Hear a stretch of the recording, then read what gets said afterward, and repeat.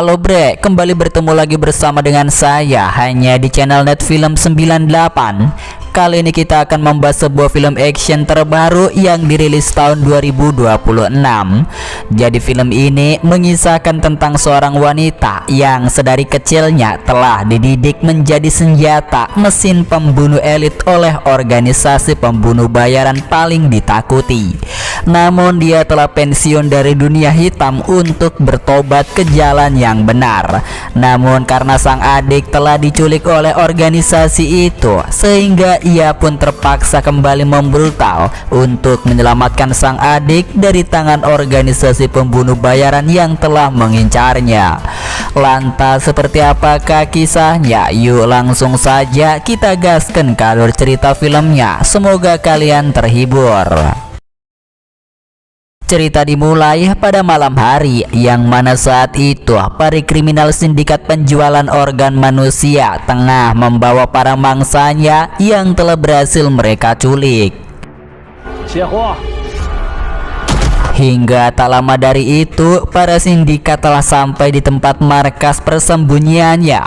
Bosnya tengah mengeksekusi para korban untuk diambil organ dalam tubuhnya untuk dijual.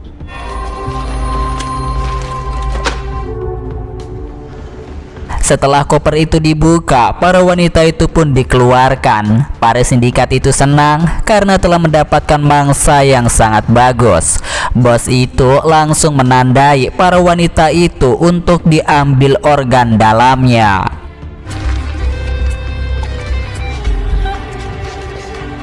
Sebelum mengeksekusi para korbannya, para sindikat itu terlebih dahulu bersenang-senang dengan para wanita itu. Bos sindikat tertarik dengan mata Tide, sehingga tanpa berlama-lama mereka pun langsung melakukan ini.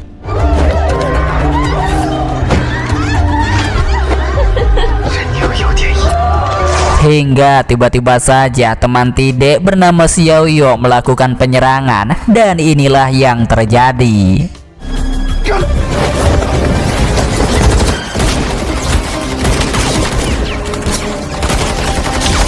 Kedua wanita itu memiliki skill membunuh yang sangat mengerikan. Meski organisasi para sindikat itu memiliki senjata lengkap, namun kemampuan dari kedua wanita itu benar-benar sangat mematikan. Keduanya membantai orang-orang itu dengan sangat brutal.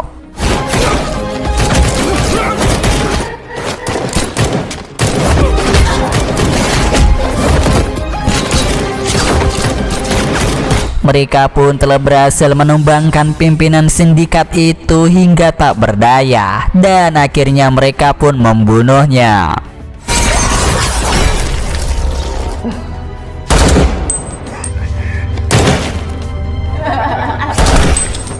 Xiaoyu membunuh kedua wanita yang telah diculiknya juga untuk menutupi kejahatannya.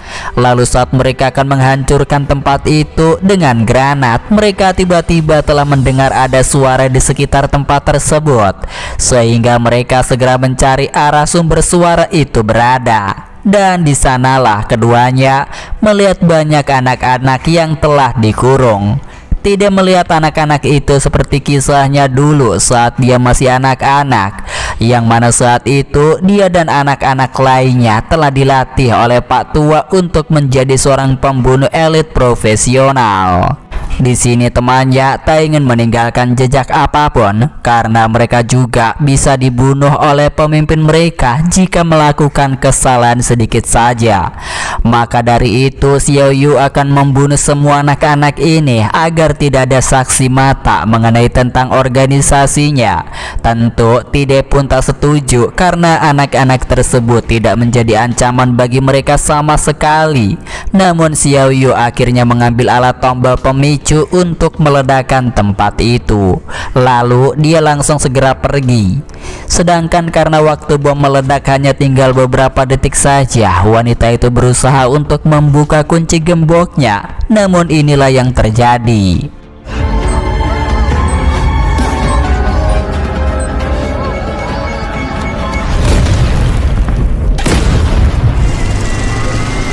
Singkat cerita, 3 tahun kemudian yang memperlihatkan seorang wanita yang tidak bisa melihat. Dia bernama Mingzu.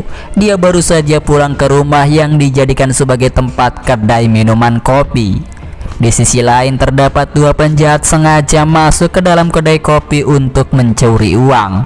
Lalu saat Mingzu sedang berganti baju, mereka pun menggunakan kesempatan itu untuk melihatnya.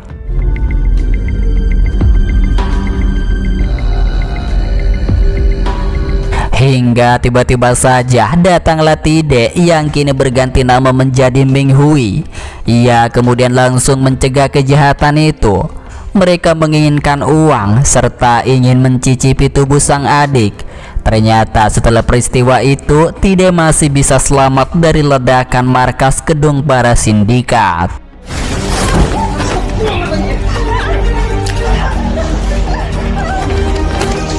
Disinilah kedua penjahat mulai merajalela. Mingzu berusaha menghubungi polisi setempat dengan ponselnya, sedangkan sang kakak memang sengaja berpura-pura tidak bisa berkelahi agar penyamarannya selama ini tidak terbongkar sebagai seorang pembunuh elit. Sehingga tikus beracun menyerang menggunakan pisau, namun malah mengenai temannya sendiri hingga tewas.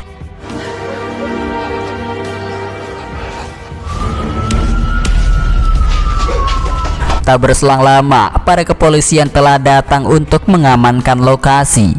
Namun sayangnya, si tikus beracun telah berhasil meloloskan diri sebelum polisi itu datang. Kakak beradik itu langsung dibawa pergi ke kantor kepolisian untuk dimintai keterangan.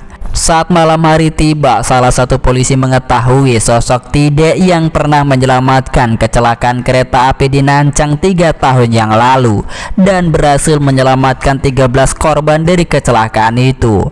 Sehingga karena musibah itu, Mingzu pun bisa bertemu kembali dengan kakak angkatnya lagi.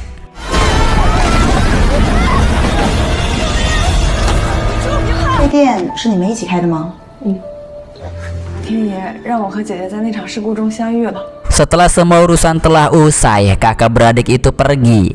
Dalam perjalanan, tikus beracun datang lagi untuk membalaskan dendam atas kematian temannya.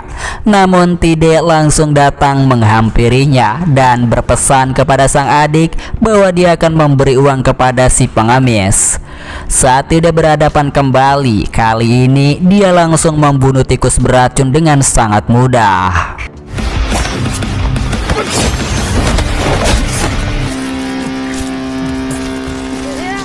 Setelah tikus beracun itu tewas di tong sampah, Tide menyuruh sang adik untuk pergi ke rumah bibinya.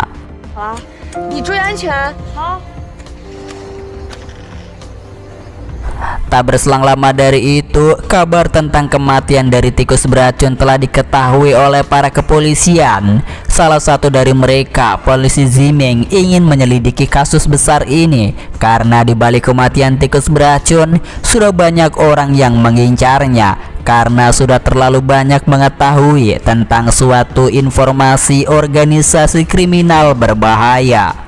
Oleh sebab itu, jika mereka bisa menyelidiki kasus ini, mungkin saja mereka bisa mengungkap semua kejahatan besar tentang pembunuhan yang akhir-akhir ini semakin merajalela di kota itu. Namun sang atasan menolak usulan anak buahnya karena penyebab kematian dari ayah Ziming sendiri karena telah tewas dihabisi saat menyelidiki kasus itu. Dia pun ingin menutup kasus tersebut ketimbang nyawa anak buahnya dalam bahaya. 我不会签结案报告。扎进案子里面，结果连命都丢不进去。我要看到结案材料。 Bahkan kini pihak media televisi sudah dibuat geger tentang banyaknya kasus pembunuhan di mana-mana. Para polisi menduga ada sekelompok organisasi pembunuhan yang telah bekerja sama dengan kelompok geng kriminal setempat. Kelompok itu tak menyisakan saksi mata sama sekali karena sangat terencana dan terstruktur, sehingga polisi kesulitan untuk mengungkap semuanya. Malam itu setelah menghabisi tikus beracun, Tide berada di rumahnya. Sekarang dia sedang berada di markas tempat persembunyiannya di bawah tanah. Ia pun akan mengeksekusi si tikus beracun itu. 明慧女士，您以安全。 Namun tiba-tiba saja saat itu Mingzu telah datang membawakan pesanan makanan untuk sang kakak. Selama ini Mingzu tidak mengetahui siapa sosok kakaknya yang asli. Padahal Tide menggunakan identitas dari kakaknya yang bernama Menghui. Karena Menghui sendiri merupakan sahabat dekat dari Tide saat berada di organisasi pembunuh bayaran itu. Mingzu sempat mengingat saat mereka masih kecil di panti asuhan. Selama ini Mingzu selalu dibantu oleh Menghui untuk mencari makanan. Meski saat itu Menghui rela dipukul hanya demi bisa mendapatkan roti tersebut untuk adik angkatnya. Kini karena Mingzu tidak bisa melihat, sehingga tidak bisa menyamar sebagai kakaknya. 姐，我们再也不会分。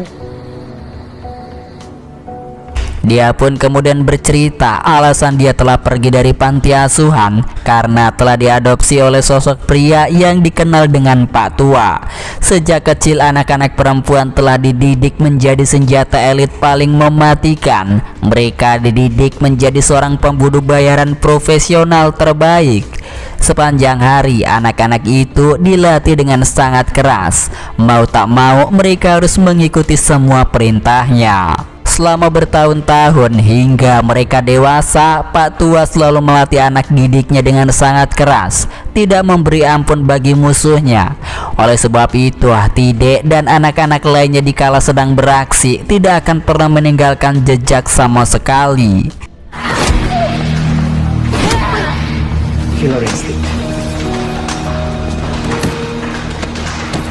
Sampai malam tiba, setelah mereka beristirahat, Pak Tua tak membiarkan para wanita itu tidur dengan nyenyak karena mereka juga masih dilatih untuk kewaspadaan sewaktu-waktu musuh datang menyergap.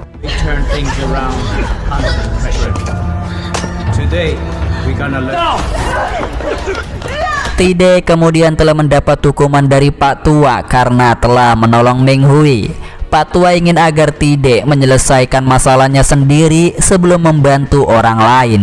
Jika tidak, maka nyawanya sendiri yang akan mati. Malam itu, Menghui, kakak dari Mingzu, nekat secara diam-diam pergi untuk menemuinya untuk memberi makanan. Tide telah dihukum di sebuah lubang yang berisi air. Atasnya diberi jeruji besi supaya tidak bisa keluar. Dalam percakapan itu, temannya ingin pergi dari markas ini karena dia ingin menemui Mingzu adiknya. Sejak saat itu, Tide akhirnya diangkat menjadi adiknya karena dia tidak memiliki sanak keluarga sama sekali.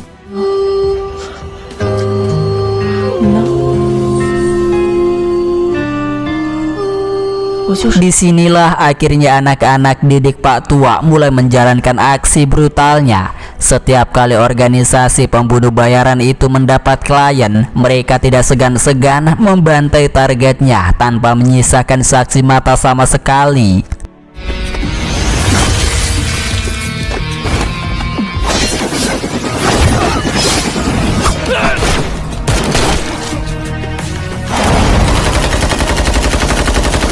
Diceritakan saat Tide berada di markas sindikat, dia telah berhasil selamat dari ledakan. Namun sayangnya, anak-anak itu nyawanya tak bisa diselamatkan. Sehingga setelah kejadian itu, Tide memutuskan untuk meninggalkan kelompok pembunuh bayaran demi bisa hidup normal bersama dengan adik angkatnya. 这些年你一个人辛苦吗？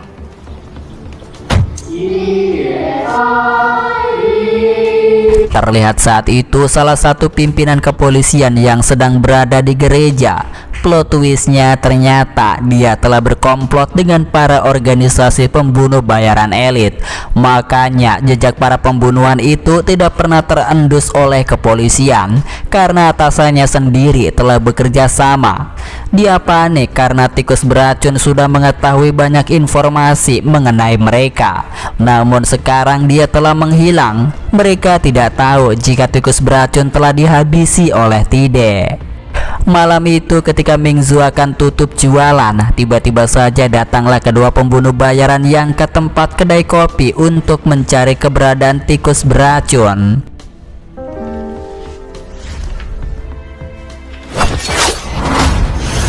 Pada saat itu Xiaoyu sempat melihat ada sebuah foto Tide bersama dengan Mingzu, dan kelompok ini kebetulan sedang mencari keberadaannya karena telah membelot dari ajaran Pak Tua. Mingzu pun menyambut keduanya dengan baik karena sebelumnya Tide telah berbohong kepada sang adik bahwa dia pernah memiliki beberapa teman yang selalu membantunya. Jadi Mingzu menganggap keduanya orang baik.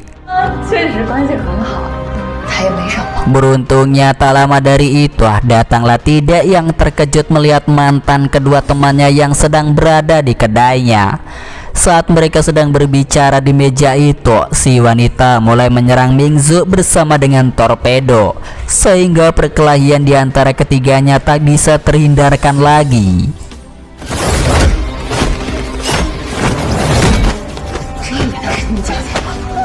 Tide yang notabene seorang wanita pembunuh bayaran paling kuat di kelompoknya harus melawan dua orang pembunuh bayaran sekaligus.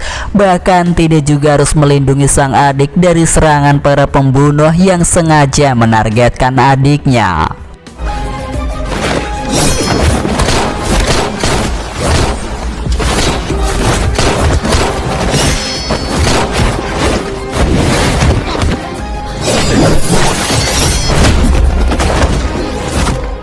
Akhirnya tidak berhasil menumbangkan keduanya, namun tidak bisa menghabisinya karena nyawa sang adik sedang terancam akibat lehernya terluka. Ia pun segera membawanya kepada seorang dokter yang khusus menangani para kriminal seperti mereka. Saat itu sang dokter menolak untuk mengobati Mingzu, namun Tide bersikeras agar si dokter itu segera menolong sang adik. Jika tidak, terpaksa dia harus membunuh pasiennya. Akhirnya karena tidak ada pilihan lain, terpaksa dokter itu menolongnya.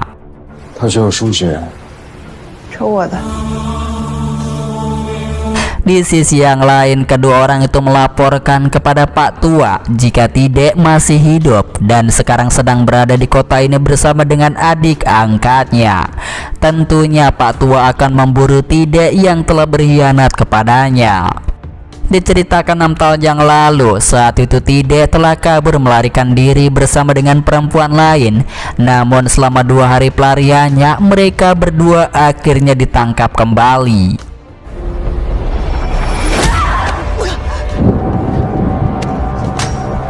Saat itu Pak Tua menyuruh Xiaoyu diperintahkan untuk membunuh adiknya sendiri karena telah berkhianat. Namun dia tidak tega untuk melakukan itu.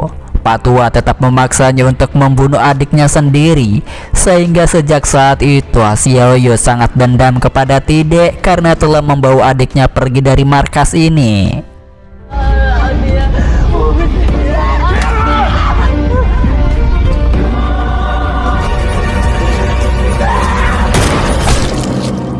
Di sisi yang lain, akhirnya Mingzu telah terbangun dari pingsannya. Ia pun sudah mengetahui jika golongan darah Tide dan dirinya tidak sama, sehingga penyamaran Tide telah terbongkar jika dia bukanlah sang kakak. Tide kemudian menemui dokter itu, yang mana ternyata dokter tersebut juga telah membelot dalam organisasi pembunuh bayaran itu. Dikisahkan dulu dia dan Pak Tua menciptakan organisasi ini demi memberantas kejahatan. Keduanya telah berhasil menyelamatkan anak-anak yang akan dikirim untuk dijual. Namun seiring berjalannya waktu, Pak Tua telah memanfaatkannya. Dia sangat kejam, membunuh anak-anak yang tidak bersalah demi menjadikan anak-anak itu sebagai seorang pembunuh bayaran profesional. Sejak saat itu, untuk menebus dosa-dosanya, ia pun pergi dan menolong orang-orang yang membutuhkan jasanya. Di tempat kejadian pembunuhan yang dilakukan oleh Tide, polisi Ziming sedang menyelidiki kasus kematian tikus beracun. Dia telah berhasil menemukan rekaman CCTV yang telah dipasang di dashboard mobil yang terpasang, dan di sana terdapat Tide yang telah membunuhnya. Mingzu yang sudah bisa berdiri kemudian langsung segera pergi untuk mencari keberadaan kakaknya karena dia sudah tahu jika orang yang selama ini bersama dengannya bukanlah kakaknya yang asli. Ia pun kemudian bertemu dengan seorang pendeta dan meminta tolong untuk diantarkan ke kantor kepolisian hingga akhirnya Mingsu telah sampai. Namun tak berselang lama dari itu, polisi yang korup telah mengetahui keberadaan Mingsu, seseorang yang telah dicari oleh Pak Tua. Ia pun segera menghubunginya. Sedangkan untuk Tide sendiri telah diberitahu oleh salah satu pasien di sana bahwa Mingzu telah pergi dari tempatnya. Tide telah dihubungi oleh Pak Tua untuk segera menemuinya. 姐姐是谁？我已经给你姐姐打电话了，等一下。 Di kantor polisi, Pak Tua serta kedua anak didiknya sudah berada di ruangan kantor itu. Tak lama Ziming datang sehingga Pak Tua menyuruh seluruh anak buahnya untuk membersihkan tempat tersebut. Dalam semalam, para pembunuh bayaran itu telah berhasil membuat seisi kantor polisi kacau. Bahkan Ziming sendiri tak bisa berkutik apapun. 你個衰仔啊，交給我。你個仆街仔喎！ Dari luar sana datanglah Tide dengan menjemput adik angkatnya. Kelompok itu telah membangkitkan sosok pembunuh bayaran terbaik yang udah pensiun. Kini dia kembali untuk menuntaskan semua masalahnya. Semua anak buah Pak Tua yang menghalangi jalannya dilibas habis semuanya.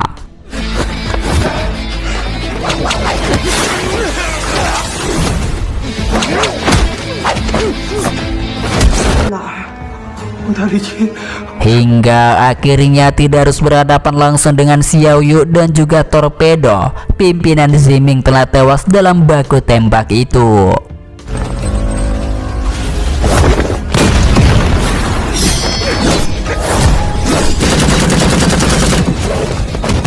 Pertarungan sengit terjadi lagi. Tide telah berhasil melukai leher Torpedo dengan kapaknya sendiri.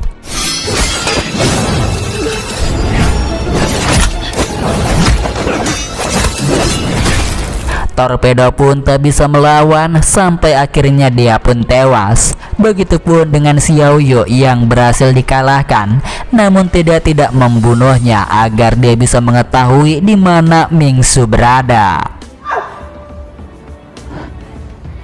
Sedangkan saat itu ternyata sang pemimpin tidak membunuh Ziming dan membiarkannya hidup. Ziming kemudian diberi kunci borgol oleh rekannya yang sudah terkena luka parah. Saat keduanya berhadapan lagi setelah lama bertahun-tahun tidak berjumpa, Pak Tua justru menembak Xiao Yu karena dianggap sudah tak berguna lagi.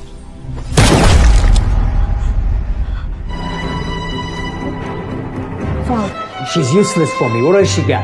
Disinilah akhirnya Pak Tua mengatakan tentang kakak Mingsu yang sebenarnya, bahwa dia telah mati gara-gara Tide saat di masa lalunya. Tide yang teramat sayang kepada adik angkatnya pun menangis meminta agar Pak Tua berhenti menceritakan tentang kisahnya. 还是你姐姐就是她。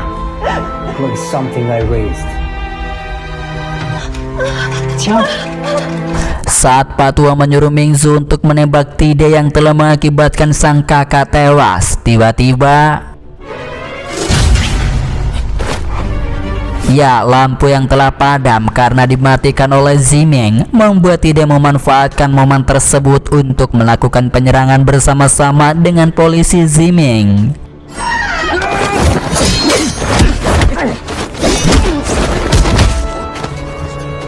Disinilah karena memang pada dasarnya Pak Tua itu sangatlah kuat sehingga membuat keduanya cukup kewalahan untuk melawannya. Saat tidak berhasil ditikam menggunakan pedangnya, di sanalah Xiao Yu yang sekarat mulai mengingat tentang kejadian yang lalu, yang mana saat itu dia dipaksa untuk menghabisi sang adik sendiri karena telah melanggar aturannya. Pada saat itu tidak akan dihabisi oleh Pak Tua. Tiba-tiba saja Xiao Yu langsung menikam Pak Tua itu dari belakang. Begitupun dengan Pak Tua yang membalas serangannya.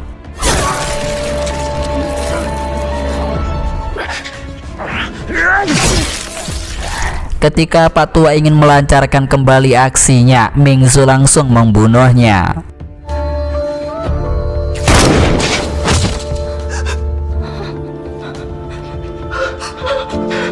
Kemudian Mingzu mulai bertanya mengenai kematian kakaknya Ming Hui kepada Tide. Disinilah akhirnya terungkap ternyata saat kejadian itu Ming Hui telah melindungi Tide karena dia meminta kepada Pak Tua supaya Tide dilepaskan. Namun syaratnya Ming Hui harus menukar dengan nyawanya sendiri.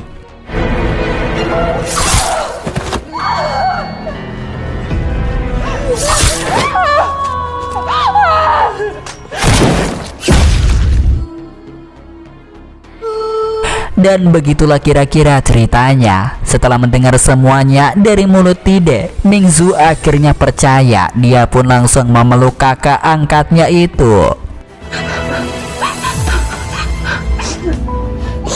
你们都是活成人的样子。 Tak berselang lama, Tide pun sudah tak sadarkan diri sehingga Ziming langsung segera membawanya pergi ke rumah sakit. Namun di tengah perjalanan sayangnya mobilnya mogok sehingga disinilah ending filmnya cukup membagongkan, berakhir dengan ending yang menggantung. Apakah si Tide meninggal ataukah masih bisa diselamatkan? Dan itulah tadi ya brief filmnya. Semoga kalian terhibur dengan channel Net Film 98. Sampai berjumpa bertemu kembali di alur cerita film selanjutnya. Bye bye.